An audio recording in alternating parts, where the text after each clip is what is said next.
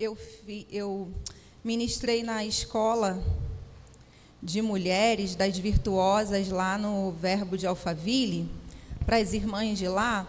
Eu levei a ministração no notebook. Foi a primeira vez que eu ministrei com notebook. Eu falei, meu Deus, é vida. Por isso que tu ministra com notebook, né, Douglas? Falei, gente, é vida, porque seu campo de visão da ministração fica... Eu ganhei até mais tempo. Olha só que maravilha. Eu tinha coisa pra caramba para falar. Como de sempre, pedi mais tempo para a menina lá. Para a menina lá é ótimo, para Elis. Só que terminei no horário combinado. Por quê? É muito mais fácil mesmo. Você pode tirar, meu amor. Obrigada, tá? Porque é mais prático mesmo. Então, gente, nós fechamos, né, o nosso Doutrina em Foco. Nós estamos vindo aí de uma jornada onde nós estávamos falando. Hoje nós vamos somente continuar, né, o jejum que nós vimos na quinta-feira. Mas nós estamos vindo aí, né, de uma jornada, todo mês de abril, às quintas-feiras, nós ministramos, aprendemos sobre o cuidado com o corpo e jejum. E aí eu falei para vocês que nós falaríamos sobre o jejum na última quinta-feira, e que foi quinta-feira passada, porém, o assunto é tão extenso que nós decidimos dividir em primeira parte e segunda parte. Então, hoje nós vamos falar sobre a segunda parte. O tema, eu coloquei desmistificando o jejum. Então, quinta-feira, desmistificamos muitas coisas a respeito do jejum, trazendo, né, uma abordagem bíblica sobre o assunto.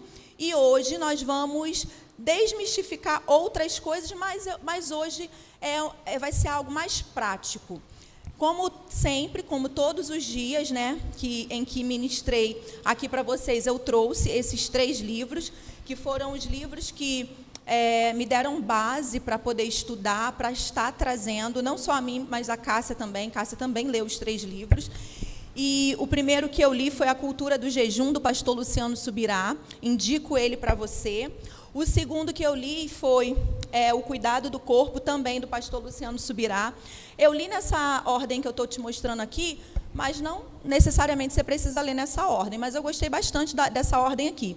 E o terceiro livro foi Rumo aos 120 anos, do médico, né? Ele é um pastor, doutor Aldrin Marshall, é o médico, né, que acompanha o pastor Luciano Subirá nessas 10 jornadas aí de jejuns de 40 dias que ele já fez. Então, ao longo desses 15 anos, desde que ele começou, eu só vou atualizando, né?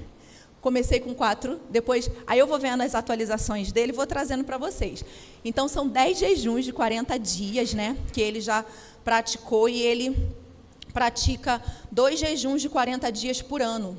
Ele faz um em janeiro e depois, no segundo semestre, ele faz outro. E, atualmente, a igreja dele tem se mobilizado e eles também têm jejuado junto com ele. Não a igreja inteira, mas toda a equipe ministerial dele tem jejuado, né? Os pastores e tal, por 40 dias junto com ele. Esse ano foi a primeira vez que toda a família dele, né, espontaneamente, decidiu jejuar com ele por 40 dias. Então, jejuou a esposa, os filhos, e ele ficou extremamente emocionado. Ele conta isso aos prantos, né? Então, assim, tem sido algo que tem revolucionado a vida do pastor Luciano Subirá, assim como a vida daqueles que têm adotado esse padrão, esse estilo de vida, porque é um estilo de vida, e também a igreja. Então, a comunidade lá dele, a comunidade Alcance, eles têm desfrutado de um grande avivamento, de grandes coisas que o Senhor tem feito. Antes de entrar aqui, eu já quero te adiantar algumas coisas, e uma delas que, enquanto o louvor estava ministrando música, especialmente essa última música, né, a gente fala coisas tão profundas nessa música, só que essas coisas profundas que a gente fala, ela precisa ter uma ação correspondente, não basta só a gente cantar. Essa música, na verdade, ela fala sobre a vida do apóstolo Paulo, que foi um grande gigante na fé. E o apóstolo Paulo, como nós vimos na quinta-feira passada, ele praticava o jejum, ele tinha uma vida de jejum. Quando a gente olha para a história, nós vamos ver que grandes gigantes na fé, como a gente fala, assim, só para mesmo dar uma nomenclatura para esses homens e mulheres que hoje a gente tem os escritos deles, hoje a gente tem a vida de testemunho deles como algo que nós possamos fortalecer a nossa fé, como algo, como o próprio irmão Reagan, John Wesley, né? Temos Augustinho de Hipona. Então, assim, tantas pessoas, eu poderia citar várias pessoas aqui. Todas essas pessoas, e você vai ver que eles têm algo em comum. Eles receberam do Senhor grandes revelações acerca da palavra. Então, essas pessoas têm algo comum. Eles fizeram grandes feitos para o Senhor. Eles não passaram desapercebidos pela vida.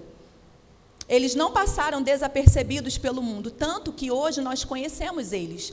Não só conhecemos, como também nós falamos sobre eles, os ensinos, né, deles nos inspiram.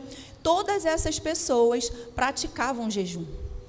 Todas essas pessoas, elas tinham em sua disciplina, em suas disciplinas espirituais, o jejum. Por quê? O que faz parte da disciplina espiritual? Né, da nossa disciplina para que nós tenhamos uma vida, né, de devocional ao Senhor diariamente. Leitura da palavra, oração. Mas não para por aí. Muitos de nós paramos por aqui. Então, muitos de nós acham que leitura da palavra e oração é o suficiente. Eu não estou dizendo que não seja, mas eu estou dizendo para vocês que existe algo que pode ser agregado, associado, que vai fazer com que a minha e a sua vida tome um rumo mais extraordinário ainda. Na verdade, eu arrisco dizer para você que o extraordinário é somente para aqueles que se abstêm. Amém? Vou repetir.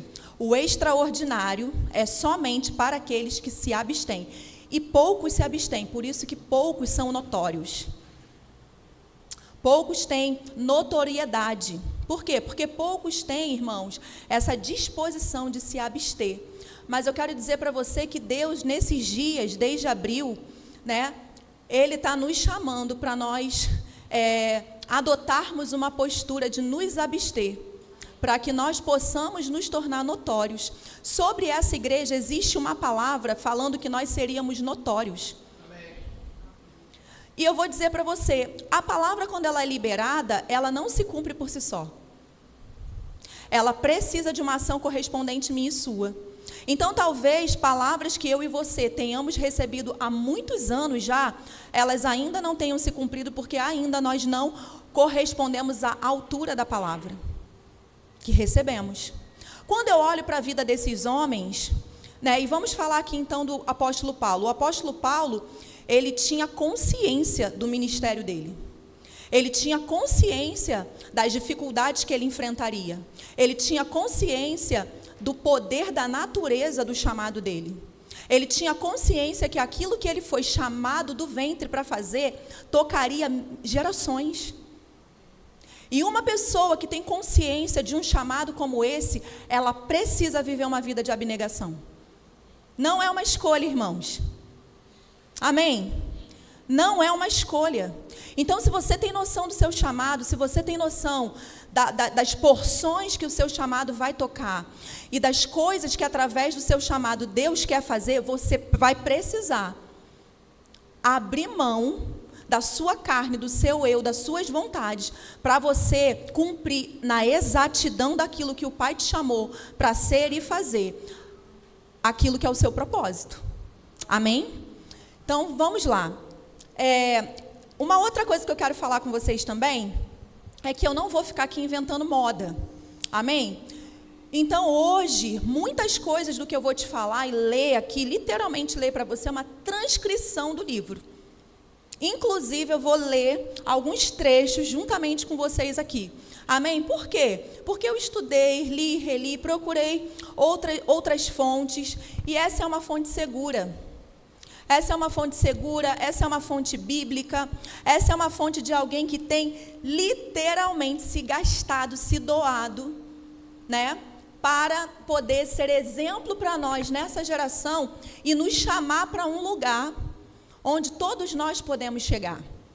Amém, irmãos? Então, esse é mais um ponto aí que eu gostaria de destacar para você. Você pode curvar sua cabeça? Vamos orar? Pai, eu te dou graças por essa manhã, te dou graças por esse tempo que nós vamos passar aqui expostos ao ensino da sua palavra. Obrigada pela sua graça, obrigada, Pai, pela sua ajuda, obrigada porque o Espírito Santo é aquele que nos ajuda, é aquele que nos conduz, é aquele que está aqui, Pai, interessado em que cada um de nós peguemos, agarremos essa palavra para corrermos com ela. Eu te dou graças, Senhor, por tudo que o Senhor já tem feito, por tudo que o Senhor já tem realizado. Muito obrigada, Senhor, por uma manhã de revelação aos nossos olhos, ao nosso coração, uma manhã de esclarecimento, uma manhã de decisões. Muito obrigada, Pai, no nome santo de Jesus. Amém, irmãos? Vou beber água aqui só um pouquinho.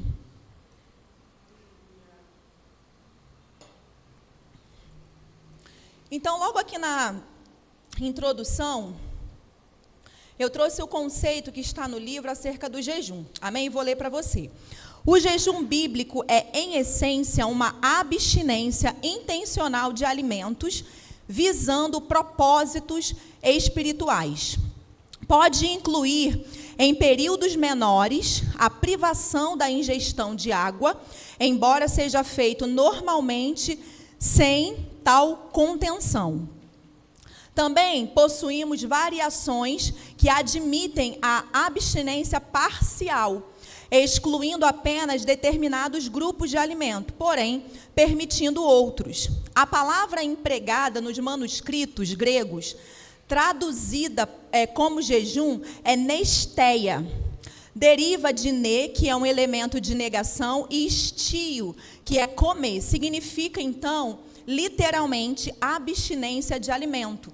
Inclusive, quando Jesus usa a palavra jejum, é essa palavra aqui, que quando a gente vai procurar, né, que a gente vai fazer lá a consulta, é essa palavra que aparece, nesteia, que é, então, abstinência de alimento.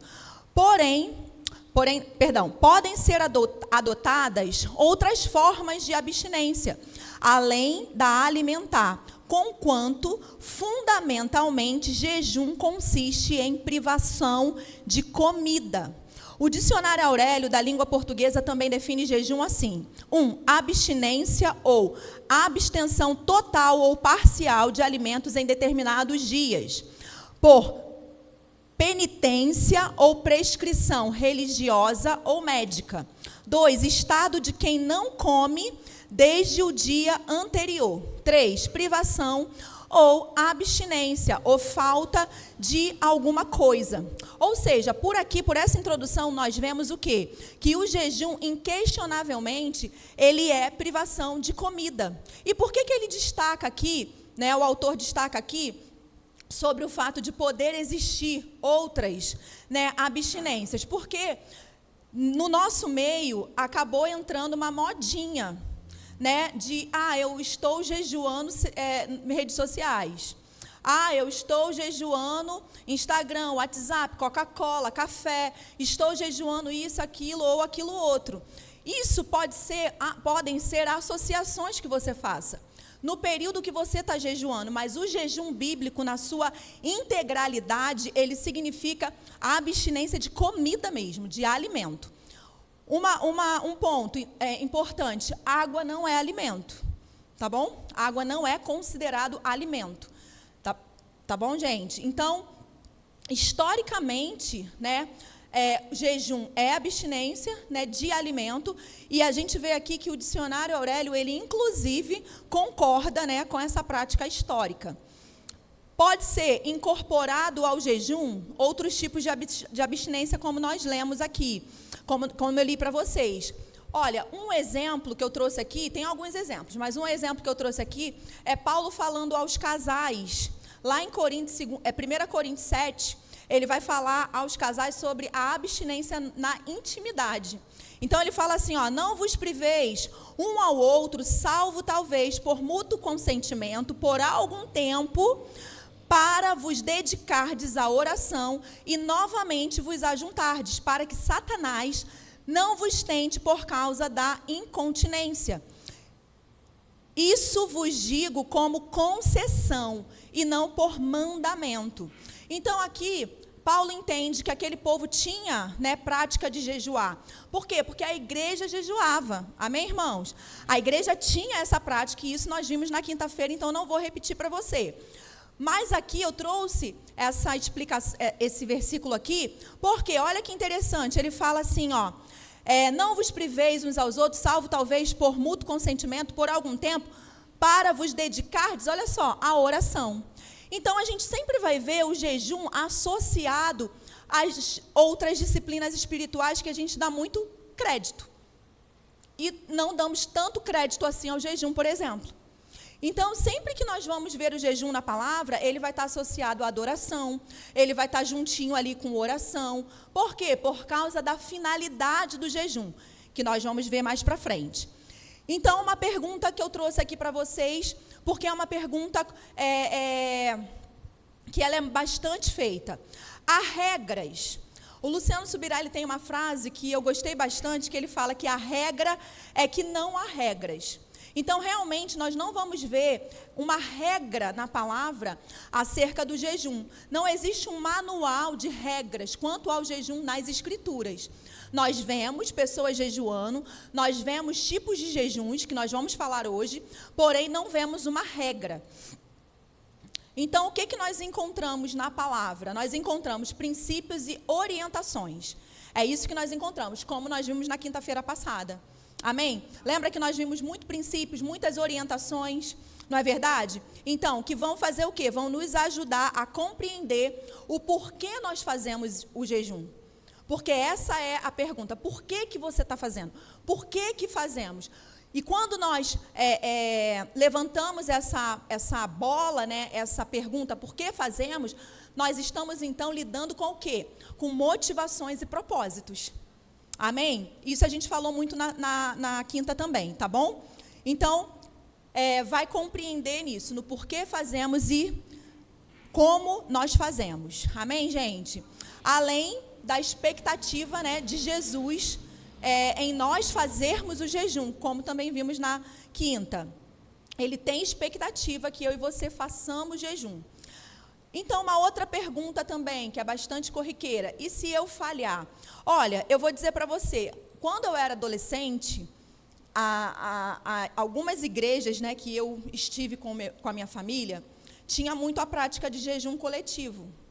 E eu ficava muito bem até ouvir que a igreja ia fazer um jejum. Quando eu ouvia que a igreja ia fazer um jejum, eu ficava desesperada. Por quê? Porque na minha mentalidade eu não ia conseguir fazer. Na minha cabeça eu não ia conseguir dar conta. Entende? Então, assim, na minha infantilidade ou imaturidade mesmo, eu ficava pensando, meu Deus, e a minha mãe, ela era bem certinha ali, bem rígida. Então, ela falava que eu e meu irmão, a gente precisava fazer o jejum também. E ela ficava de olho. Então, eu ficava pensando assim, aí você já sabe, né? A criança come escondido, come no vizinho, enfim. Mas, essa é uma pergunta relevante. Por quê? Porque a gente pensa, e se eu falhar? Então, muitos com esse pensamento, nem pensam na possibilidade de fazer. Você entende? Então, a maioria das pessoas, elas ficam realmente com receio. Principalmente se estivermos, né, falando, como eu disse para vocês, do jejum coletivo. Então, isso é normal, tá? Quero dizer para você que isso é normal e que tudo bem se você falhar. O que é preciso eu e você fazermos? É preciso nós construirmos uma estrada. Isso que é preciso. Então, à medida que nós formos construindo uma estrada, à medida que nós formos condicionando o nosso corpo, você vai ver que não é nenhum bicho de 7 cabeças fazer jejum. Né? Nós temos aqui no nosso meio irmãs, né, irmãos que praticavam jejum bastante, né, nas suas antigas denominações. E a gente sabe disso, que não é um bicho de 7 cabeças. O que é? Condicionamento, como uma atividade física. Nós precisamos condicionar o nosso corpo. Amém, irmãos? Então, vamos começar a falar aqui sobre os efeitos do jejum.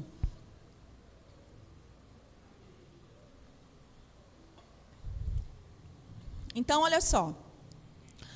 Mais uma vez estou trazendo citações do livro. Essa aqui é de Agostinho de Hipona.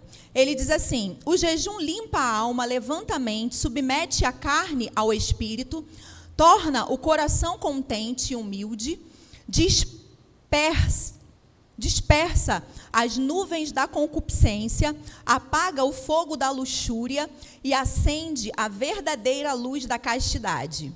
Esses nossos irmãos, né, com essa linguagem rebuscada, histórica, é maravilhoso, né? Eu gosto muito. Então, vou ler novamente. O jejum limpa a alma, levanta a mente, submete a carne ao espírito, torna o coração contente e humilde, dispersa as nuvens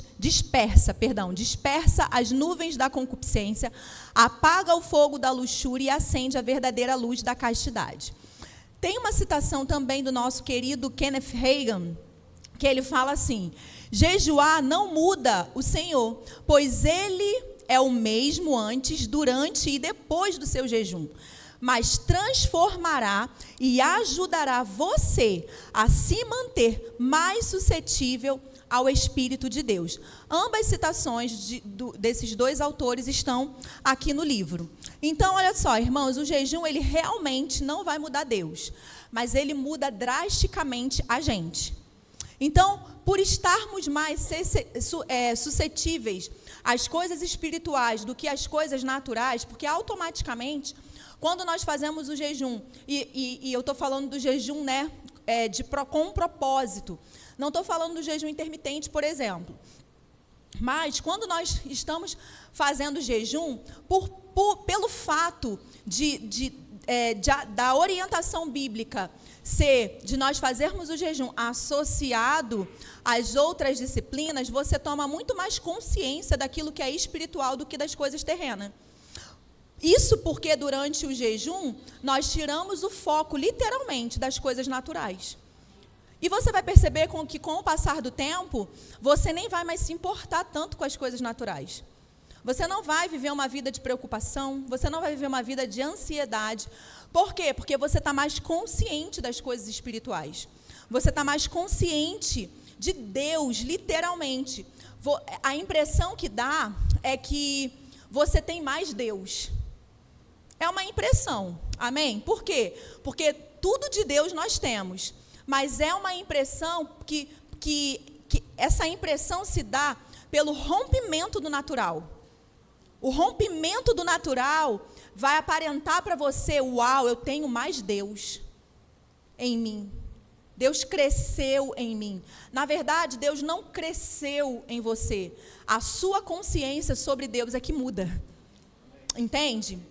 Então, o prazer que a comida traz, e vale ressaltar que a comida é um dos melhores prazeres, né, da vida. Então, quando você resolve se abster desse prazer da comida, vai sendo, então, anulado, dia após dia, outros prazeres na sua vida. Você começa pela comida, mas daqui a pouco você vai vendo que o fato de você estar jejuando, o fato de você estar mortificando a sua carne nesse prazer que é o alimento, que é a comida, você vai ver que isso vai te facilitar a exercer domínio próprio em muitas outras áreas da sua vida. Você entende? Então, o jejum ele é uma espécie de porta de entrada. Essas são observações minhas mesmo, tá bom? Coisas que eu fui observando ao longo desse tempo que eu tenho feito jejum. Então, você percebe que o jejum é uma porta de entrada para que todos os outros prazeres da vida percam força. Para que todos os outros prazeres da vida percam importância na sua vida. Então, vale também lembrar, ressaltar, como eu falei para vocês, que os grandes gigantes da fé, os maiores deles, praticavam o jejum.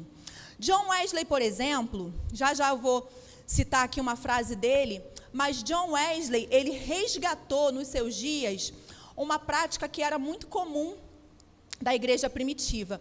Os fariseus, eles tinham o hábito de jejuar 2 vezes por semana, que era segunda-feira, as segundas e as quintas-feiras. Então, os discípulos, né, a igreja, para não jejuar nos mesmos dias dos fariseus, eles passaram, então, a jejuar, se eu não me engano, às quartas e sextas. E quando essa informação chegou às mãos de John Wesley, essa informação histórica, né?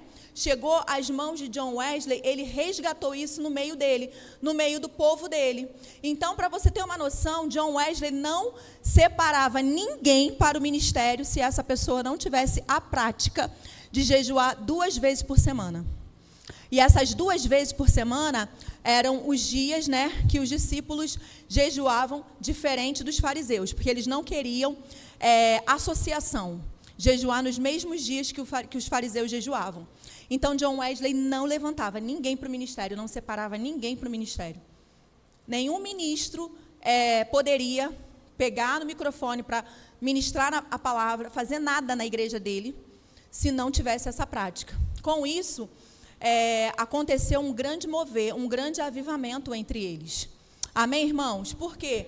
Porque ele ensinava as pessoas, e as pessoas pegaram a veia, passaram a adotar aquilo, e as pessoas começaram a ter grandes experiências com o Senhor. Então, o jejum, uma coisa importante também, que eu quero trazer para você, é que o jejum não nos faz mais merecedores de nada. E também não nos faz melhores do que ninguém. Amém? Então, o jejum não é um objeto de barganha. Eu estou jejuando aqui e tal, e agora você tem que me dar isso. Eu tenho várias necessidades, mas eu não estou cobrando nada de Deus porque eu estou jejuando. Entende? Então, o jejum não nos faz mais merecedores de mais, não nos faz melhores do que ninguém. Amém? Jejum é algo completamente pessoal.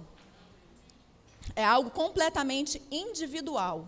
Amém, irmãos? Então, sobre isso, sobre o quê? Sobre o fato do jejum não fazer de nós merecedores ou melhores, olha o que John Wesley diz. O jejum é um meio da graça e não uma forma de excluí-la. Logo, não devemos ser vistos como, não deve ser visto como um ato meritório. É inegável, no entanto, que essa poderosa disciplina espiritual nos afeta de forma muito abrangente. Amém? Então, vou ler novamente. O jejum é um meio da graça e não uma forma de excluí-la. Ou seja, nós adotarmos mérito próprio por aquilo que estamos fazendo. Não, nós fazemos por causa da graça. Amém, irmãos? Pela graça. Não uma forma de excluí-la. Logo, não deve ser visto como um ato meritório. É inegável, no entanto, que essa poderosa disciplina espiritual nos afeta de forma muito abrangente. Então, o jejum, ele vai impactar toda a estrutura humana, toda a nossa constituição. Então, o que é isso? O que é essa estrutura humana e essa constituição? 1 Tessalonicenses 5:23 diz: e o mesmo Deus da paz vos santifique em tudo, e o vosso espírito, alma e corpo sejam conservados íntegros e irrepreensíveis até a vinda de nosso Senhor. Amém? De nosso Senhor Jesus Cristo. Então, aqui nós vemos que nós somos um espírito, nós habitamos num corpo e nós possuímos uma mente. E aí nós temos inúmeras orientações na palavra que nos estimulam a mortificar os feitos da carne, que nos estimula a nós mortificarmos a nossa carne. E o jejum é uma excelente disciplina para nos ajudar nisso. O jejum é uma excelente ferramenta para nos ajudar nisso.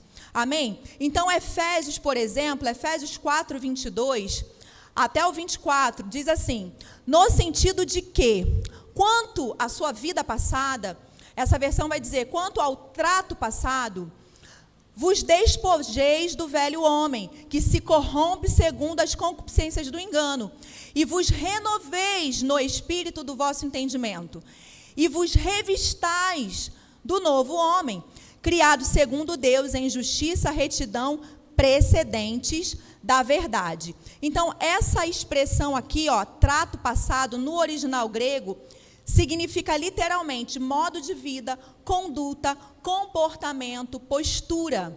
Amém? 1 Pedro 1,15, Pedro vai usar procedimento. Então ele diz, pelo contrário, segundo é santo aquele que vos chamou, tornai-vos santos também vós mesmos em todo o vosso procedimento. Ou seja, trato passado, modo de vida, conduta, comportamento, postura, procedimento. Colossenses 3, do 5 ao 10, a Bíblia vai dizer assim: fazei, pois, morrer a vossa natureza terrena. E aí ele vai trazer uma lista: prostituição, impureza, paixão lasciva, desejo maligno e a avareza, que é idolatria. Porque essas coisas é que vem a ira de Deus sobre os filhos da desobediência. Ora, nessas mesmas coisas andaste vós também noutro tempo, quando vivieis nelas, isso mesmo. Agora, porém, despojai-vos igualmente de tudo isso: ira, indignação, maldade, maledicência, linguagem obscena do vosso falar. Não mintais uns aos outros, uma vez que vos despistes do velho homem com os seus efeitos e vos revestistes do novo homem, que se refaz para o pleno conhecimento, segundo a imagem daquele que os criou. Então, olha só, irmãos, quem nasce de novo não é a carne. Quem nasce de novo é o nosso espírito. A carne não se converte. A carne não nasce de novo. Então, o que Paulo está falando aqui, que nós acabamos de ver aqui, é o quê? É aquela luta diária que nós, espírito, vamos combater com a nossa carne, que é tendenciosa a tudo isso aqui. Amém? E se eu alimento a minha carne de tudo aquilo que ela quer, de tudo aquilo que ela gosta, é fato que nessa luta aqui eu vou ser perdedor. Amém? Vou ser perdedor. Isso é fato. As escrituras já dizem isso. A gente aprende isso no Rema. Amém? Então, o que é sábio nós fazermos? Adotarmos disciplinas que vão o quê? Combater tudo isso. Por quê? Por estar condicionando a nossa carne com a ausência daquilo que nós gostamos muito. Amém? Então, Romanos, por exemplo, estou te dando aqui referências bíblicas sobre aquilo que eu falei, tá bom? O quê? Sobre a Bíblia nos orientar e nos encorajar a estarmos mortificando os feitos da carne, amém? Então, Romanos 12, 1 e 2, ele vai dizer: rogo-vos, pois, irmãos, pelas misericórdias de Deus, que apresenteis o vosso corpo por sacrifício vivo, santo e agradável a Deus, que é o vosso culto racional. E não vos conformeis com esse século, mas transformai-vos pela renovação da vossa mente, para que experimenteis qual seja a boa, agradável e perfeita vontade de Deus. Amém, queridos? Então, Paulo aqui, quando fala sacrifício, né, ele não está falando literalmente de nós tirarmos a nossa própria vida. Não é disso que ele está falando, eu sei que você sabe disso. Mas ele está simbolicamente usando uma expressão, diga-se de passagem, muito forte. Amém? Porque precisa chocar mesmo a gente, precisa ser muito forte mesmo, porque trata-se de uma adversária que está diariamente com você, que não está nem um pouco de brincadeira. E muitos de nós estamos caindo nas astutas dessa adversária, que é a nossa carne. Muitos de nós vivemos nos deixando levar pelos ímpetos dela, pelos prazeres dela. Você está entendendo? Então, por isso, ele usa essa expressão forte, né, como sacrifício. Então, simbolicamente, ele está usando essa expressão não para nós tirarmos a nossa vida, mas, mais uma vez, para nos encorajar a matar os feitos da carne, os desejos da carne. Amém? Literalmente, mortificá-la, trazê-la em sujeição. Quem manda aqui sou eu, não é você. Amém?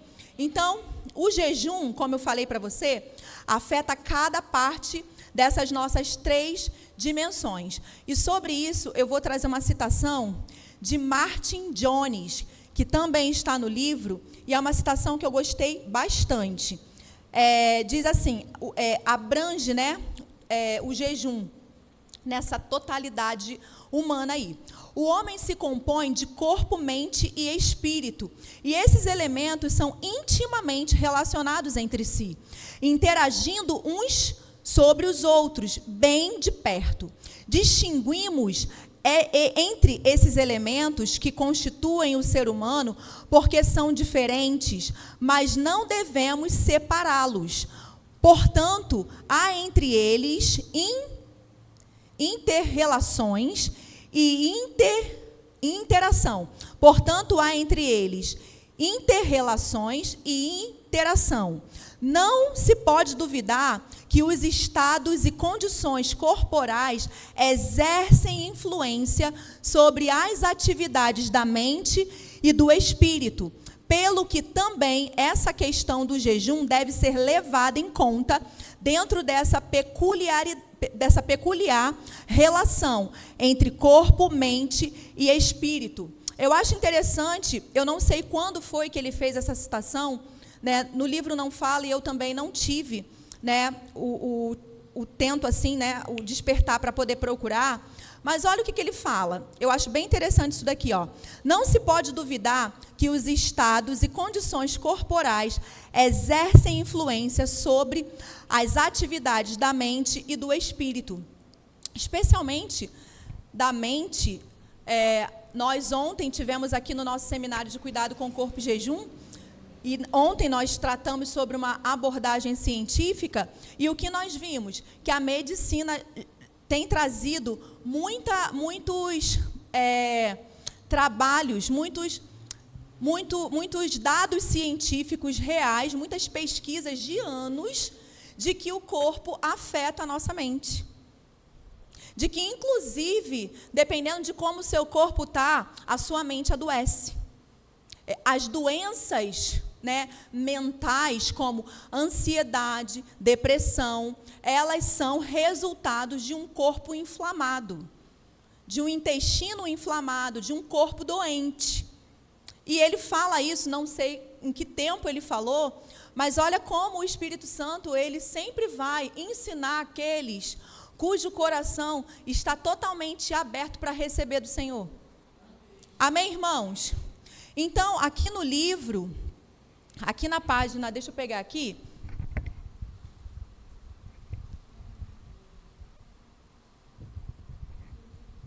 Aqui no livro, ele vai falar sobre esses impactos no espírito, na alma e no corpo.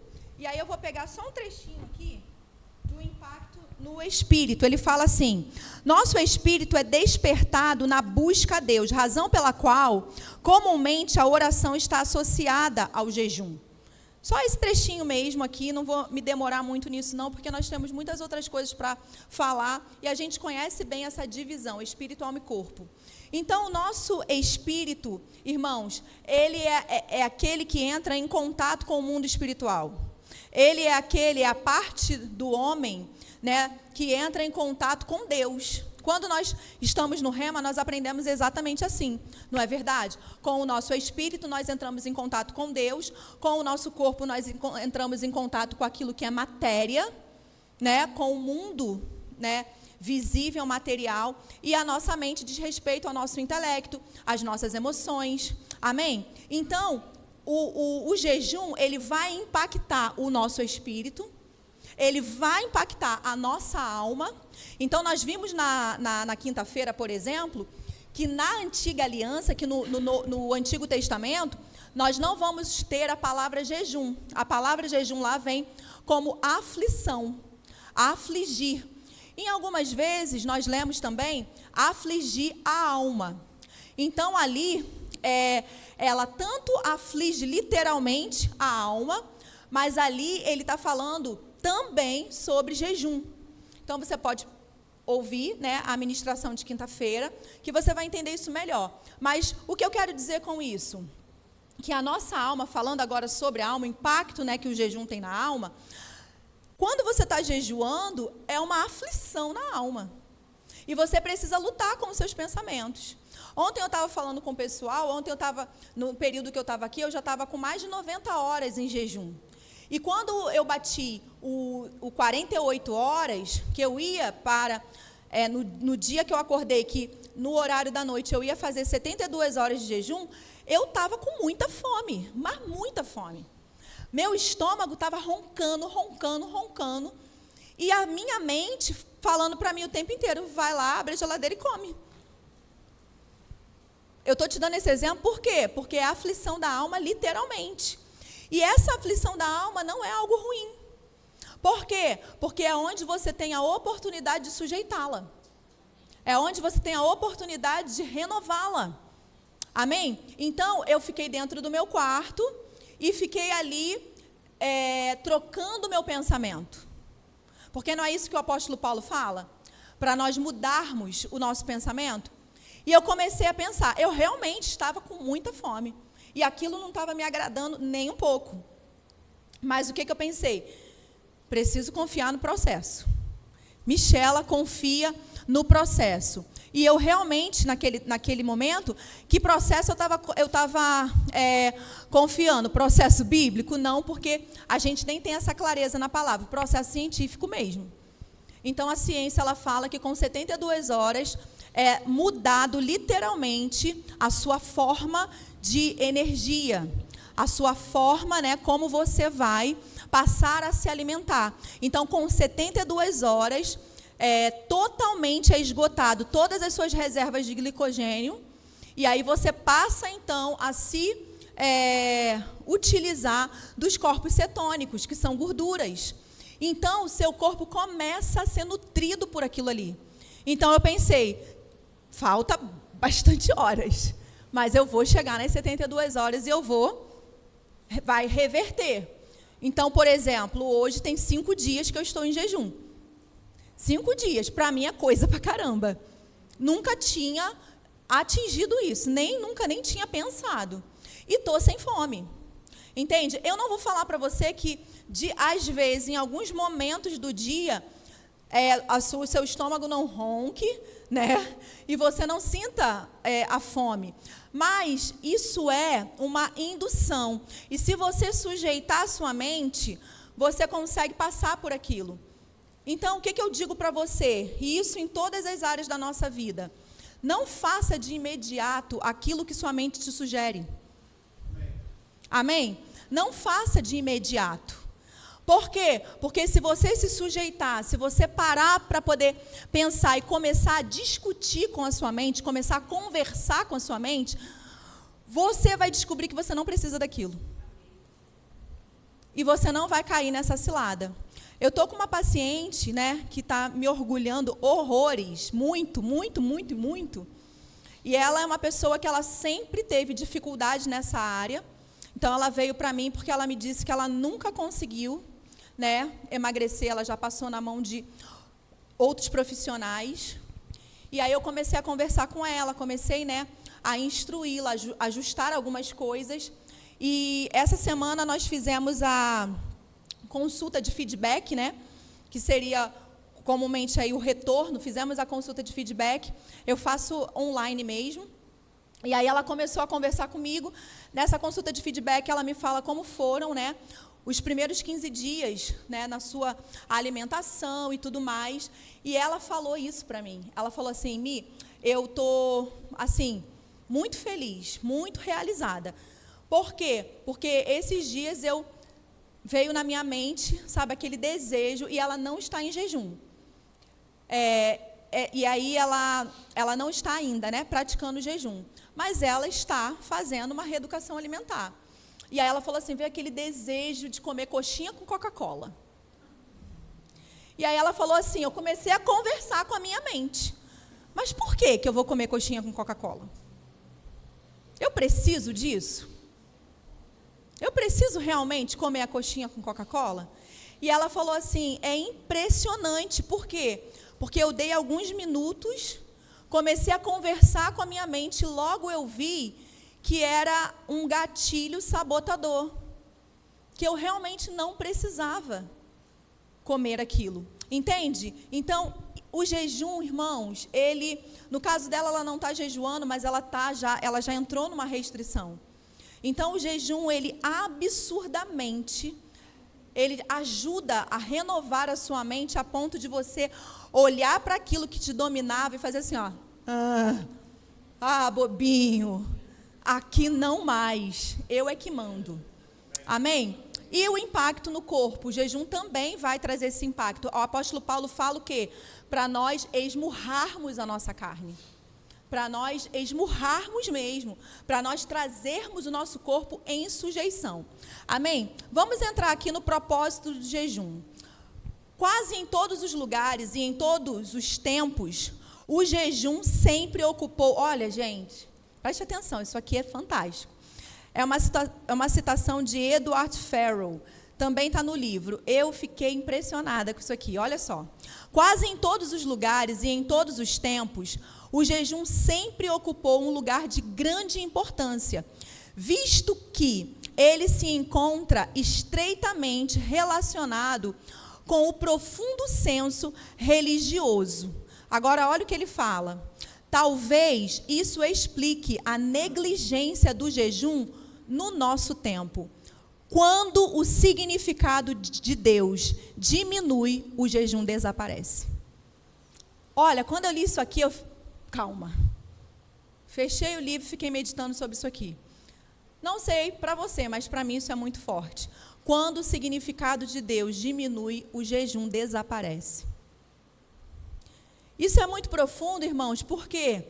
Porque o jejum, ele trata-se de algo que vai esmurrar a sua carne, que vai mortificar os prazeres da sua carne, os desejos da sua carne. Ele vai te contrariar, você vai ficar com raiva, você vai constantemente sentir fome, durante principalmente os 3 primeiros dias, como eu te falei, se você decidir fazer um jejum prolongado. Porque, irmãos, olha, eu não estou aqui querendo desdenhar de ninguém e nem me colocar melhor do que ninguém, não é o propósito. Mas, olha, jejum de 16 horas, 18, 24, é molezinha. Entende? Porque 12 horas você já passa praticamente dormindo. O ideal seria 8. Mas você passa praticamente dormindo. Mas tem o tempo que você faz a sua última refeição até você dormir. Então, esse tempo aí, completa aí umas 12 horas sem você estar com ausência de comida. Então, se você colocar mais 12 horas em cima, é molezinha fazer. Bebendo água, tudo de bom. Agora, quando a gente se propõe a fazer um jejum mais extenso, você vai começar a perceber o quanto de você ainda tem na sua vida. Você vai começar, os monstros vão começar a sair. E você vai começar a ver o quanto você ainda é egoísta, o quanto você ainda, tem muitas coisas para você poder ajustar. Vai revelar muita coisa para você, o jejum. Entende? E aí, quando o significado de Deus diminui, o jejum desaparece, isso traz a menção a um povo, irmãos, que não está nem aí para Deus. A um povo que anda segundo os seus desejos. Eu é que sei os pensamentos que tenho a respeito de mim mesmo. Eu é que sei os pensamentos que tenho. Digo eu mesmo, não o Senhor. Sabe? Então, o jejum, ele vai trazer uma enxurrada de sentimentos para você, de sensações para você. E você vai precisar administrá-lo. Mas deixa eu te dizer, a graça de Deus está ali contigo o tempo inteiro. A boa mão do Senhor está sobre você o tempo inteiro, para poder não só te conduzir nisso, mas também abrir os seus olhos. Então, quando a gente estava cantando essa canção, as escamas caíram ao chão. Meu Deus, é literalmente isso. As escamas, elas começam a cair ao chão e você vê que você não está tão bem assim como você pensava. Que há muito mais coisas para você poder ajustar. Se você desejar ter uma vida em Deus acima da média. Entende? Eu não estou falando, irmãos, para pessoas que querem viver o mediano. Eu estou falando para pessoas que querem viver acima da média. E eu não estou falando acima da média naturalmente, estou falando acima da média em Deus. No seu relacionamento com o Senhor. Experimentar coisas que você nunca experimentou dentro do seu quarto. Amém? Então vamos lá. Eu vou ler aqui, tá? mais uma parte aqui do livro para você. O jejum deve ter o que classifico de um propósito principal, que lhe é inerente, buscar a Deus. Então, nós entramos no propósito do jejum. Esse agora é o tema, amém, que a gente está falando. Qual é o propósito do jejum? O jejum deve ter o que classifico de um propósito principal, que lhe é inerente, buscar a Deus, o que abrange adoração, oração e meditação bíblica. No entanto, também é possível detectar nas Escrituras propósitos secundários. Esses devem ser vistos como divergentes ao propósito principal, e sim como desdobramentos. Ficou estranho, mas é isso mesmo que está aqui.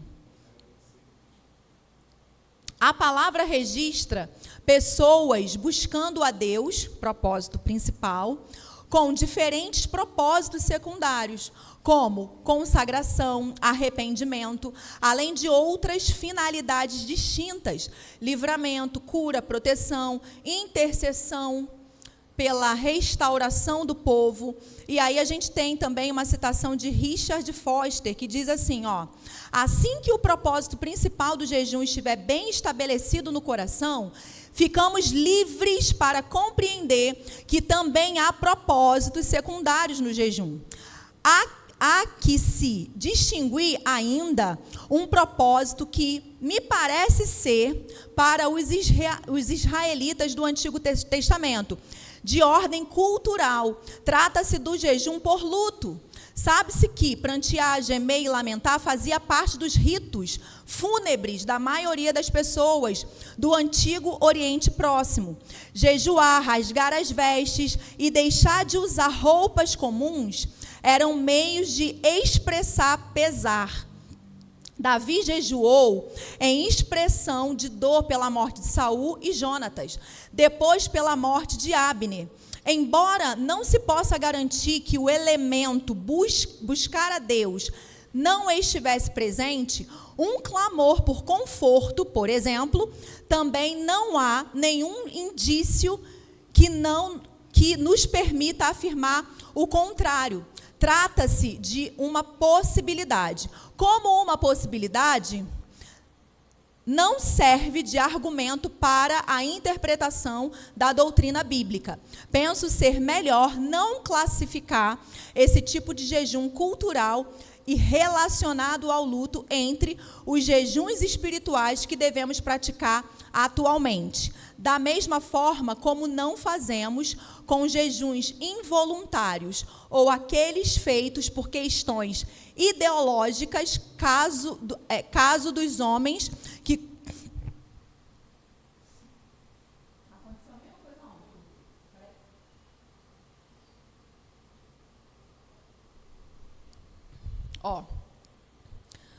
Deixa eu voltar aqui só um pedacinho para a gente não perder. Atualmente, da mesma forma, como não fazemos com jejuns involuntários ou aqueles feitos por questões ideológicas. Aí ele vai citar o caso daquelas pessoas que jejuaram para conspirar a morte de Paulo. Então, esse tipo de jejum não entra na lista. Amém? Mas aqui ele está falando, então, sobre o quê? O principal efeito do jejum, não efeito, mas o principal propósito do jejum é buscar a Deus. Então, propósito principal, né? Daniel 9:3 diz assim: voltei o rosto ao Senhor Deus, para o buscar com orações e súplicas, com jejum, pano de saco e cinza. Então, aqui nós vamos ver que o propósito principal do jejum é o quê? Buscar ao Senhor. Amém, irmãos? E aí, como eu falei para vocês, e aí eu vou repetir aqui, por isso nós vamos perceber na palavra a relação, igual a gente acabou de ler aqui, entre jejuns com adoração, com arrependimento, com oração, com humilhação. Tudo isso são secundários, mas o propósito principal é simplesmente buscar a Deus. O propósito principal é simplesmente se aproximar dele. O propósito principal é simplesmente ouvi-lo.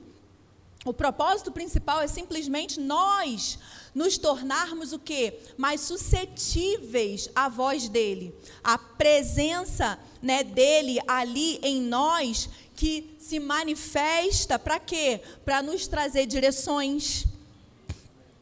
Amém? Para poder nos ajudar em todas as coisas, nas coisas da vida, em todas as coisas. Amém? Então, essa é a essência do jejum, buscar ao Senhor. Então, quando você, né, estiver jejuando, são dicas práticas aqui. Quando você estiver jejuando, separe um tempo de qualidade com Deus, né, no seu relacionamento com o Senhor. Faça desse tempo um momento, né, de uma busca intensa, diferente da sua busca, do seu momento habitual. Entende? Então, por exemplo, reserve mais tempo de oração ao Senhor ao longo do seu dia do que o que você já habitualmente faz. Então, quando você estiver jejuando, o jejum não é buscar a Deus? O principal efeito dele não é esse, buscar a Deus? Então, se você reserva um tempo de oração apenas pela manhã, reserve mais tempos ao longo do seu dia, no período que você estiver jejuando. Entende? Por quê? Porque a intenção não é buscar a Deus. Ah, Michela, mas eu não tenho tempo. Eu tenho certeza que você tem. Porque se você estiver fazendo jejum com essa finalidade de buscar a Deus, né, você pode abrir mão do seu tempo de TV, por exemplo. Você pode abrir mão do seu tempo de rede social, por exemplo. Você pode abrir mão de algumas coisas que você faz habitualmente. O Luciano Subirá, ele fala algo, né, o pastor Luciano Subirá, ele fala algo muito interessante. Ele fala assim, já que o propósito não é ter mais de Deus, e já que a gente não está falando, por exemplo, vamos supor, de um jejum que não seja prolongado. A pessoa está começando, quer fazer um jejum de 24 horas. Cara, o que custa por 24 horas essa pessoa não ter acesso às redes sociais? É um dia. O que custa por 24 horas ela se organizar e naquele dia ela não sair para poder fazer algo na rua? Ela ficar naquele dia o dia inteiro em casa? Se essa pessoa tiver essa possibilidade. Tem aqueles que trabalham, né, secularmente, precisam sair. Mas até mesmo para quem trabalha, você pode arrumar meios para poder você orar mais do que o seu habitual. De repente, no seu período de almoço, você sai com todo mundo para comer, ou você leva a marmita, senta à mesa com as pessoas para poder comer, mas você pode reservar um período naquele dia para você se reservar e você ficar mais só. Então, irmãos, aquilo que a gente se propõe a fazer, porque valorizamos, porque a gente só se propõe a fazer aquilo que valorizamos, que damos importância e que nos interessa, a gente vai se virar para poder fazer, dar um jeito de fazer. E eu tenho certeza que você, ao longo da sua vida, se virou para fazer coisas que importavam para você. Que não é o jejum, não estou falando de jejum. Mas você se virou. Por quê? Porque o ser humano é assim, quando ele quer uma coisa, ele faz. Amém? Então, se você quiser realmente fazer, você vai conseguir fazer. Eu tenho certeza. Então, leia mais do que o seu habitual. Cante mais louvores ao Senhor do que o seu habitual. Saia do formato habitual e eleve o seu relacionamento com Deus durante o período de jejum, que você se propôs a fazer jejum. Amém? Então, aqui nós vamos entrar nos propósitos secundários. Eu só vou citar para você, tá bom? Uma lista de propósitos secundários e falar de referências bíblicas, mas não vou entrar nisso aqui, não. Tudo isso tem no livro, como eu falei para vocês, tá bom? Então, quais são os propósitos secundários do jejum? Consagração. Nós vemos isso, por exemplo, em Números 6, do 1 ao 21, né, que se trata do voto nazireu. Arrependimento de pecados. Nós vemos isso lá em 1 Samuel 7, 6. Aflições. Nós vemos isso também em 2 Crônicas 20, do 3 e 4. Buscando proteção. Propósitos secundários do jejum. Pessoas jejuando, buscando proteção. Esté 8, 21 e 23, ao 23. Em situações de enfermidade. Nós vamos ver isso em Salmos 35, 13. Intercessão, Jó 2, 17. Situações onde você percebe que você está sentindo, que você está sendo atacado espiritualmente, sua casa está sendo atacada, que você percebe que você está ali numa batalha mesmo. Você percebe que existe uma resistência contra a sua casa, resistência contra você, contra a sua vida. Então, Efésios 6:12, Daniel 10:3. No preparo para o ministério, isso nós vimos, né, na quinta-feira, Atos 13:3. E adorar a Deus, Lucas 2:37. Nós vamos ver agora formas, tipos de jejum e a sua duração. Então, Martinho Lutero tem uma citação bem interessante que ele diz assim: ele não fixa um tempo determinado por quanto tempo jejuar, mas ele deixa ao indivíduo decidir como fazê-lo. Então, aqui, deixa eu trazer também, né, um conceito do livro para você.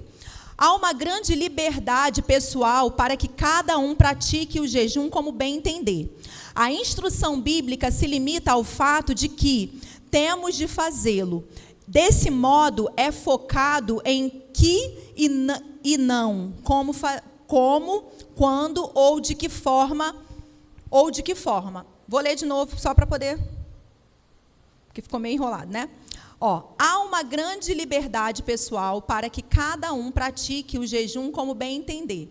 A instrução bíblica se limita ao fato de que temos de fazê-lo. Desse modo, é focada em que e não como, quando ou de que forma. Alguém pode jejuar por um dia, por uma semana, por um mês ou com qualquer outra periodicidade. Pode escolher o tipo de jejum e qual duração. Não há, portanto, regras pré-definidas. Há, inclusive, diferentes formas, tipos e tempos de duração dessa abstinência alimentar seguida de oração. Cada um gerencia como melhor entender ou conforme a direção do Espírito Santo. Amém? Então, na Bíblia encontra-se algumas formas de jejum. Jejuns regulares e ocasionais, Levítico 23, 27. Jejuns pessoais e públicos, Mateus 6, 18. Voluntários e involuntários, 2 Coríntios 11, 27. E por escolha própria ou por direção de Deus. Então, decidi agrupar. Ele fala que ele decidiu agrupar eles em de uma forma aqui para poder a gente entender melhor. E aí,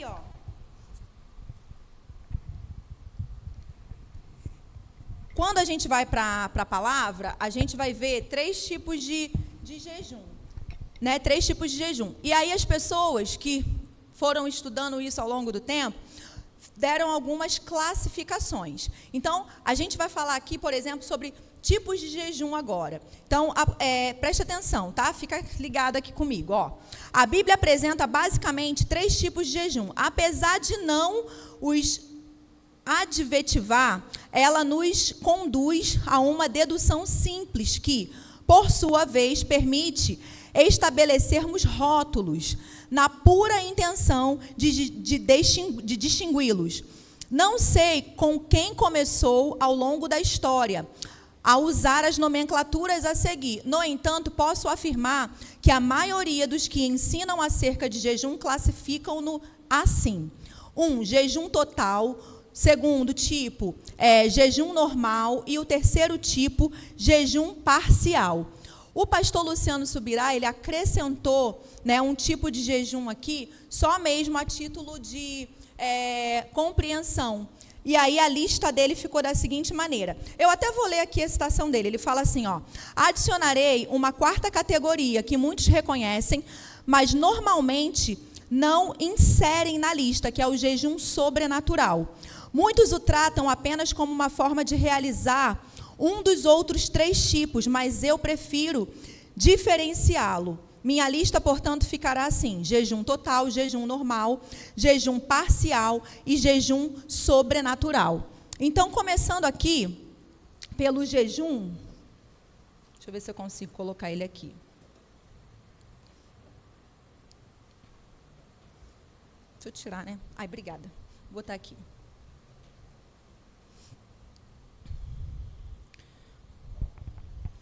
Nossa, voltou tudo aqui. Não sei onde foi que eu toquei. Deixa eu achar aqui agora. Onde eu estava.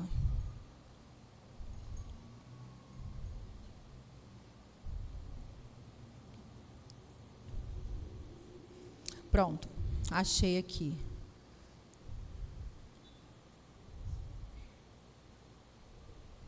Jejum total. Vamos começar, né, pelo jejum total.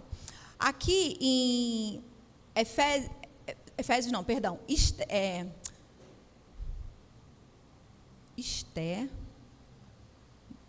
mesmo. É porque eu abreviei, né? Agora eu mesma me enrolei. Esté 4,16 diz assim, ó. Vai, ajunta a todos os judeus que se acharem em Suzã e jejuai por mim.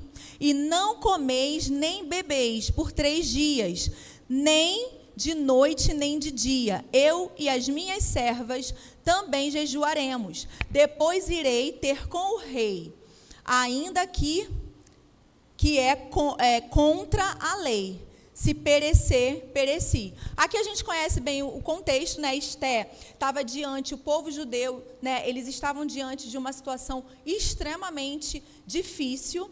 E aí Esté precisava falar com o marido dela, com o rei, só que não era permitido. Então ela precisaria encontrar muita graça. E dentro desse contexto difícil, Esté convoca então um jejum total. Preste atenção, ela fala, ó, não comam e nem bebam, nem de dia e nem de noite. Agora, e ela fala por 3 dias, esse por 3 dias aqui, é importante a gente guardar. Jonas, logo após, né, Jonas ir para Nínive e Deus se mover de uma maneira sobrenatural em Nínive, o rei de Nínive faz a mesma coisa. Lá em Jonas 3,7 diz assim, e fez-se proclamar e divulgar em Nínive, por mandato do rei e de seus grandes, nem homens, nem animais, nem bois, nem ovelhas, provem coisa alguma, nem os levem ao pasto e nem bebam água. Então aqui aquela população inteira, depois dos feitos do Senhor, né, em Nínive, também não comeu e nem bebeu. Ainda temos um relato de um profeta que foi enviado também por Deus a Betel.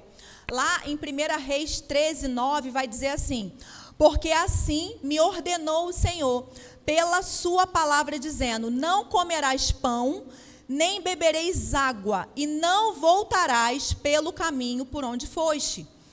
Lá em Atos, e nós vimos isso na quinta, Atos 9:9, vai dizer que Paulo esteve 3 dias sem ver, né, e durante os quais nada comeu e nem bebeu. Então, esse é o jejum total, onde a pessoa não come e não bebe absolutamente nada. Esse, como eu já falei, é o jejum mais austero, e esse jejum não pode ser feito por mais de 3 dias.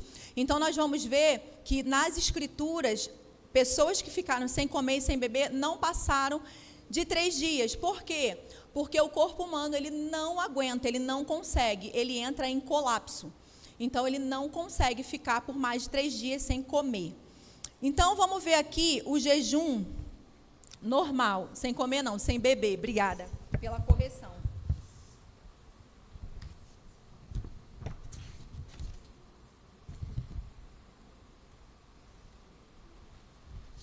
Olha, eu, na verdade, nem vou ler aqui não, vou falar para vocês. Qual que é o jejum, né, parcial? O jejum parcial é a abstinência de determinados tipos de alimento, né, que não necessariamente sejam todos os alimentos. Então, ele vai admitir a ingestão de líquidos e não somente água, ele vai admitir a ingestão de outros tipos de líquidos, então a gente está falando de jejum parcial, além de alimentos que o próprio jejuador ele vai se propor a ficar ausente, a ficar sem. O exemplo que a gente tem nas Escrituras mais claro, né, de jejum parcial é o de Daniel. Esse exemplo de Daniel, ele ficou tão, né, claro e também ele se tornou um jejum tradicional. Quantas pessoas jejuam, né, por 21 dias? Por quê? Porque Daniel jejuou por 21 dias. Quantas pessoas jejuam, né, parcialmente? Porque ele, né, jejuou parcialmente. Então, o jejum, quantos de nós não ouvimos sobre o jejum de Daniel, né? Ficou conhecido dessa maneira. Então, é o exemplo mais claro que nós temos, Daniel 10, 2 e 3 vai dizer assim: naqueles dias eu, Daniel, fiquei de luto por 3 semanas. Não comi nada que fosse saboroso. Não provei carne nem vinho e não me ungi com óleo algum, até passarem as 3 semanas. Então, houve um porquê que Daniel fez isso, né? E muitas pessoas não consideram o jejum de Daniel. Falam, Daniel comeu. Muitas pessoas falam que Daniel estava fazendo uma dieta, mas ele não estava fazendo uma dieta. Né? Os judeus daquela época, eles tinham uma regulamentação. Eu até trouxe aqui o comentário sobre isso, mas eu não vou ler por conta do horário para você. Mas os judeus, eles tinham uma regulamentação, restrições de alguns alimentos. E Daniel decidiu fazer restrição de alguns alimentos que fosse o quê? Saboroso, que fosse prazeroso, que desse prazer para a carne dele. Então, ele fez isso intencionalmente. E para aqueles que acham que o jejum dele não serviu de nada, porque ele comeu e tal, não sei o quê, né? Que é o que o povo diz. Lá em Daniel 10, 12, o jejum de Daniel ele foi atestado pelos céus. Amém? O anjo, quando vai ter com Daniel, ele diz: então me disse, não temas, Daniel, porque desde o primeiro dia em que aplicaste o coração a compreender e a humilhar-te perante o teu Deus, foram ouvidas as tuas palavras. E por causa das tuas palavras é que eu vim. Então, o céu aprovou o jejum de Daniel, mesmo sendo um jejum parcial. Amém, irmãos? Então, nós vamos ver, por exemplo, João Batista. João Batista praticava jejum parcial também. João Batista, por exemplo, ele decidiu espontaneamente ir viver mais destacado. Ele foi viver no deserto. João Batista decidiu intencionalmente se vestir, né, com roupas feitas de camelo, cinto de couro. João Batista intencionalmente decidiu se alimentar de mel silvestre e de gafanhoto. Quando você vai olhar, quando você vai estudar, João era filho de sacerdote. Então, ele podia se vestir muito bem, comer muito bem também. Ele escolheu viver essa vida. Agora, olha só, irmãos. João sabia a natureza do seu chamado. Irmãos, todas as pessoas que sabem a natureza do seu chamado, elas vão abrir mão de coisas. Elas vão se abdicar. Todas as pessoas, quer dizer, todas as pessoas que têm, né, noção do seu chamado e responsabilidade. Porque a gente vê muita coisa por aí, não é? Então, os discípulos de João, eles praticavam, né, o jejum. E aí o livro vai falar sobre o jejum, então, sobrenatural. Qual que é esse jejum sobrenatural? Né, que ele resolveu dar essa nomenclatura para que a gente entenda. O que aconteceu, por exemplo, com Moisés. A Bíblia fala que Moisés ficou por 40 dias no monte. E durante 40 dias, Moisés não comeu e nem bebeu. Isso não é possível, a menos que a glória de Deus não esteja envolvida, a menos que não seja algo sobrenatural. Por quê? Porque cientificamente o corpo humano não suporta viver por mais de 3 dias sem água. Entende? Por isso que ele classifica esse jejum de jejum sobrenatural. Nós temos também um outro exemplo, que é o exemplo de Elias, que também ficou por 40 dias sem comer e sem beber. E aí o anjo acorda ele e fala para ele comer uma comida. Vocês lembram disso? E ele se alimenta. Depois que ele se alimenta, o anjo diz para ele, come novamente. E aí ele vai lá e come novamente. O anjo fala para ele, por quê? Porque a estrada, a caminhada seria longa demais. Entende? O que aconteceu? Tanto com Moisés, quanto com, né, Elias, foi algo sobrenatural. E aí, irmãos, eu quero fechar, para a gente poder orar.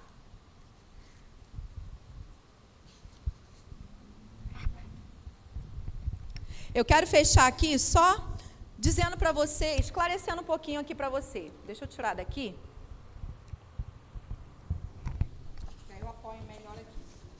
falar um pouquinho para você sobre a duração, tirar algumas dúvidas sobre a duração. Quanto tempo deve durar o jejum? Mais uma vez, a Bíblia não determina as regras quanto a isso. Cada um é livre para escolher quando, como e quanto jejuar. É possível, contudo, encontrar exemplos de jejum com duração distinta nas Escrituras. Eles não necessariamente determinam a duração do nosso jejum, mas ampliam a nossa perspectiva principal acerca da possibilidade de jejuar por períodos maiores.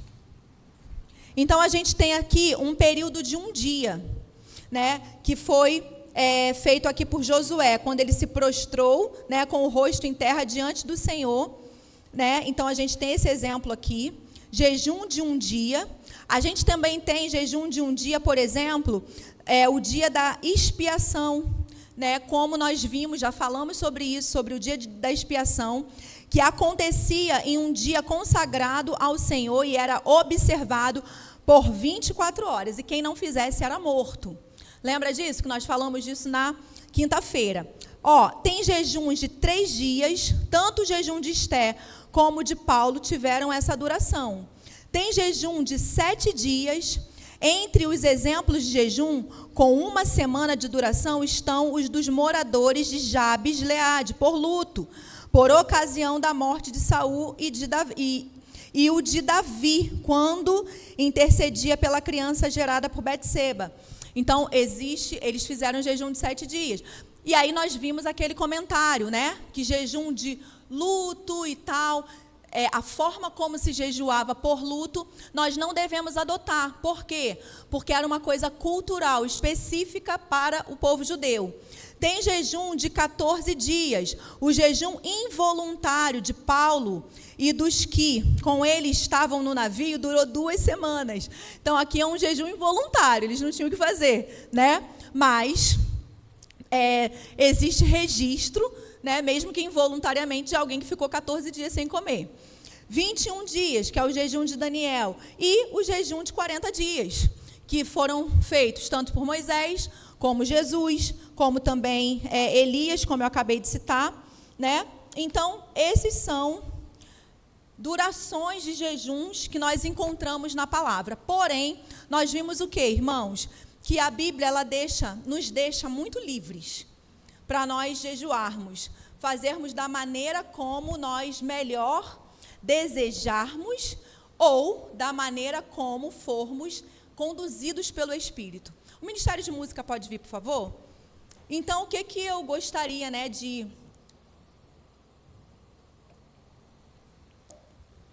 encorajar você a começar a buscar o Senhor, formas para você estar jejuando, né?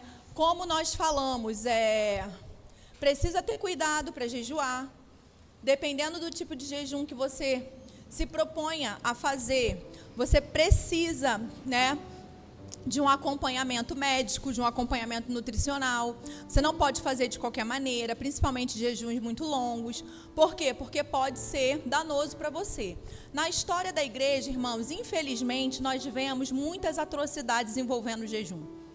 Muita ignorância envolvendo o jejum. E é por isso que o nosso pastor, ele decidiu, né, para que a gente pudesse aprender sobre isso. Para que a gente pudesse ser expostos a essa mensagem. Por quê? Porque nós temos a intenção, inclusive, de jejuar coletivamente. Mas nós não podemos fazer isso de qualquer maneira. Nós não podemos fazer isso sem conhecimento. Nós precisamos fazer, irmãos, né, fundados. Nós também não devemos fazer por fazer. Foi isso que nós aprendemos, né, ao longo dessa quinta e agora essa parte 2. Por que eu vou fazer? Nós vimos que não tem problema nenhum você falar que está jejuando. Você viu aqui que eu falei algumas vezes que eu estou jejuando. Jesus em momento nenhum condenou o fato de nós falarmos que estamos jejuando. Mas Ele condenou o exibicionismo. Ele condenou a motivação de coração do porquê falaram. Você está entendendo? Então, olha quantas coisas foram desmistificadas. Pelo contrário, como que as pessoas souberam que Jesus mesmo jejuou por 40 dias se ele estava sozinho? se ele mesmo não tivesse contado. Se o pastor Luciano Subirá caísse nessa, e olha, na verdade ele caiu. Por muitos anos ele jejuava e ele não contava para ninguém, porque ele não tinha o conhecimento das Escrituras. Até que o Espírito Santo falou para ele, por muito tempo, você guardou isso para você, mas agora eu quero que você espalhe para o mundo inteiro. Eu quero que você ensine o meu corpo essa poderosa disciplina, essa poderosa ferramenta. Então, ele tem se levantado, ele tem divulgado e ele tem sido muito criticado, muito massacrado por religiosos, por pessoas. E eu falei isso na quinta-feira. As pessoas que vão te criticar por você dizer que está jejuando são aquelas que ficam sentadas sem fazer nada. São aquelas que ficam sentadas apenas julgando. Mas elas mesmas, elas não têm a disposição de fazer o que você está fazendo. Então, irmãos, quando você começar, cheque no seu coração. Eu estou falando isso aqui para você, mas, por exemplo, eu chequei no meu coração. E eu percebi que, pela influência que eu tenho, e nem é tanta assim, mas exerço um pouco de influência, eu deveria compartilhar. E muitas pessoas me procuram nas minhas redes sociais dizendo que passaram a jejuar. Tantas outras começaram a ler o livro. Compraram o livro, começaram a ler o livro. Outras me perguntam muitas coisas. Outras simplesmente chegam e falam, Mi, continua nisso, porque você tem abençoado muito minha vida. Você está entendendo? Agora, isso é comigo. Pode ser que com você o Senhor te desperte a jejuar e você não fale para ninguém. Problema nenhum. Amém? O que é importante? O importante somos eu e você sermos guiados pelo Espírito de Deus. Agora, irmãos, uma coisa eu posso te dizer, não perca essa oportunidade. Não perca a oportunidade que Deus, o Todo-Poderoso, está anunciando nessa casa, nesse lugar. Porque o Senhor está liberando coisas aqui para mim e para você. O Senhor, e liberando o que eu digo, não é tua casa, teu carro. E olha, isso é muito bom, isso é muito maravilhoso. Mas quando você começa a se relacionar mais com Ele, você vê que isso perde totalmente o valor. Tudo perde o seu valor, como nós cantamos. Uma vez que as escamas caem e que os seus olhos se abrem, uma vez, irmãos, que você começa a perceber a atmosfera do seu quarto, da sua casa, totalmente diferente. Uma vez que você toma consciência daquilo que é espiritual, uma vez que o Senhor começa a mostrar o seu futuro para você, tudo perde o valor. Tudo aquilo que você está empregando força perde o valor. E eu não estou dizendo com isso que tudo isso não irá acontecer na sua vida. Pelo contrário, nós temos promessas na palavra que se nós buscarmos primeiro o reino de Deus e a sua justiça, todas essas coisas nos serão acrescentadas. Amém? O ponto é que você deixa completamente de ir correr atrás dessas coisas. E você simplesmente se lança neles de uma maneira como você nunca antes fez. E você começa a então ver essas coisas sendo acrescentadas. Eu estou começando nisso ainda. Estou muito no raso ainda. Mas eu posso dizer, irmãos, que o raso que eu estou já tem feito muita diferença na minha vida. Nós fomos para o Rio de Janeiro. E eu vou concluir com isso. Nós fomos para o Rio de Janeiro e eu passei por uma experiência lá, não que eu não tivesse experiências desse tipo antes, mas, irmãos, o Senhor pôde contar comigo para entregar mensagens específicas para mais de 40 pessoas. Meu marido estava do meu lado. Foram mais de 40 pessoas. Não era a minha intenção. A minha intenção era orar pela diretora. Eu tive uma palavra de Deus para o pastor da igreja. E aí depois o Senhor me trouxe uma palavra para a diretoria dele, para os ministros da casa. E quando eu comecei a impor as mãos sobre as pessoas, eu não contava, eu não esperava com aquilo. A palavra de conhecimento e a palavra de sabedoria começou a fluir, que cada pessoa que eu impunha as mãos, eu falava coisas da vida dela, pessoal delas, que eu nem sabia. E ele ficou tão maravilhado com aquilo, que ele começou a falar no microfone: gente, em tantos anos de igreja, isso só aconteceu aqui uma vez, essa é a segunda vez. Então, por favor, fiquem atentos. Era isso que ele falava, né?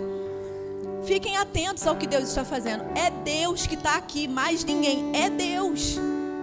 E aí, ele mesmo, o que ele fez? Falou: ó, se você está aqui, você quer receber uma oração, você pode vir. A igreja toda veio. E o Felipe estava me auxiliando. Nós estávamos orando juntos. Ele estava ali me auxiliando. E depois ele falou assim: amor, eu nunca vi isso. Mas o que é isso, irmãos? Resultado de busca. Mas não aquela busca de todo dia. Mas não aquela busca que você já se acostumou. Não aquela busca que já virou um protocolo.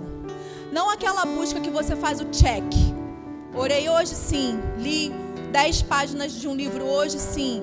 Li um capítulo da Bíblia hoje, sim. Você está entendendo? É uma busca que vai te levar para o extraordinário de Deus, para que você possa ser um canal dele para pessoas. Amém? Fica de pé. Você foi abençoado nessa manhã? Você pode orar um pouco em outras línguas?